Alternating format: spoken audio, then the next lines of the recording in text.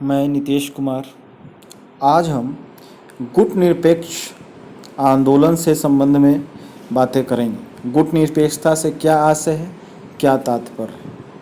युद्धोत्तर विश्व में अंतर्राष्ट्रीय राजनीति के स्वरूप में हम बदलाव लाने वाले तत्वों की अगर बात करें तो गुट निरपेक्षता का विशेष महत्व है। गुट निरपेक्ष आंदोलन या गुट निरपेक्षता विशेषता का उभरना एक संयोग मात्र नहीं था, यह एक सुविचारित अवधारणा थी। 1945 के बाद की दुनिया का दो बड़ा सच यह था कि विश्व दो ध्रुवों में बंट जाता है, दो नए सुपर पावर का उदय होता है, वे देखता है। दूसरा सच है कि साम्राज्यवाद से मुक्त हुए देशों का तीसरी दुनिया के देशों के रूप में उदय होता हुआ हम पाते हैं।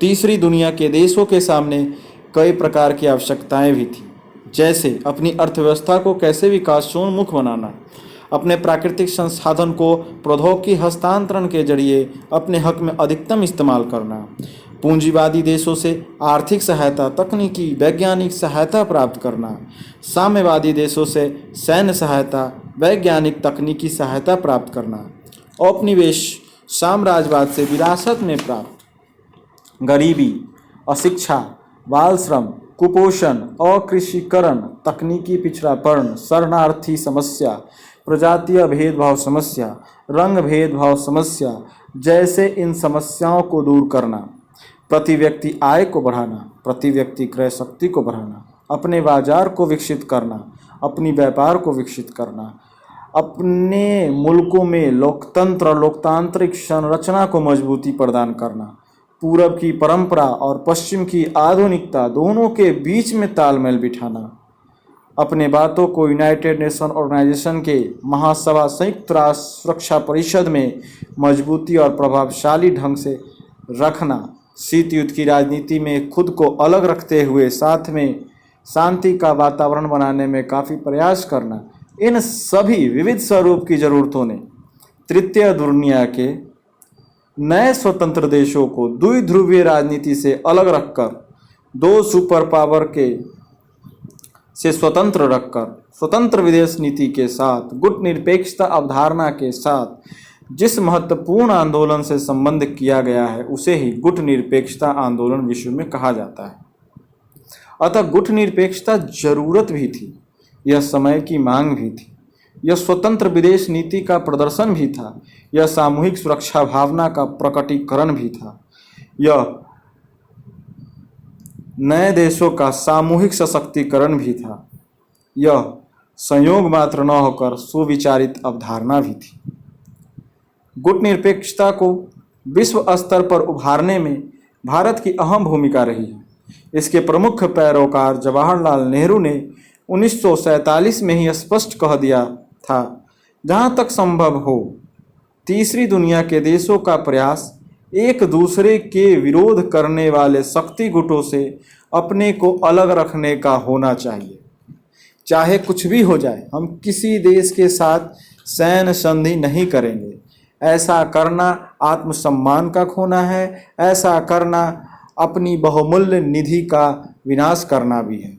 हमें सबसे सहयोग चाहिए, सबका सहयोग चाहिए।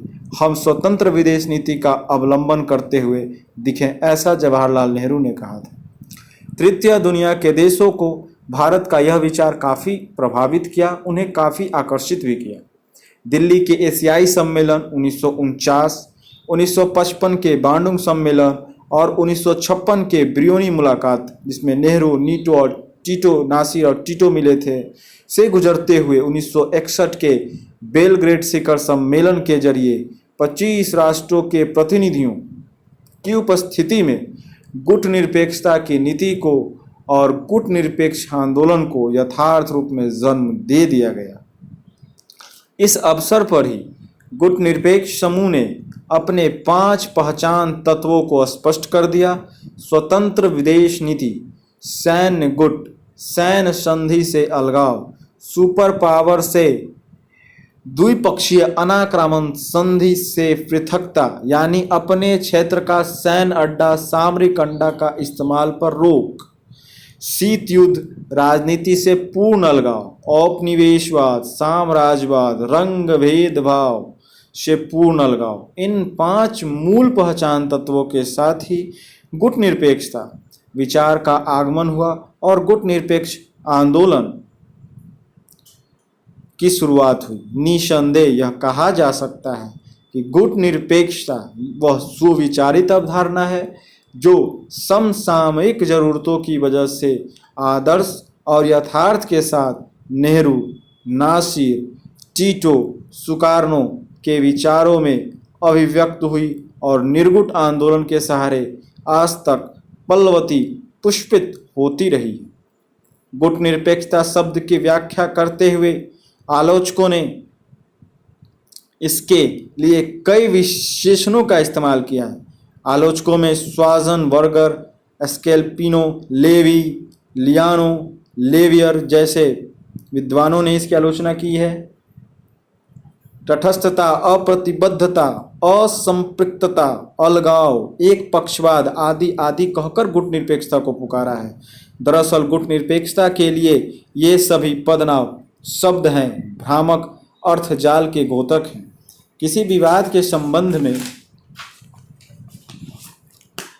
यह जानते हुए कि कौन सही है और कौन गलत, किसी का पक्ष न लेना, दोनों से समान दूरी बनाए रखना तटस्थता ही गुटनिरपेक्षता है।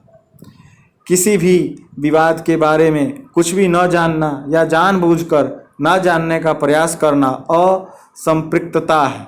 गुटनिरपेक्षता का यह लक्ष्य नहीं है।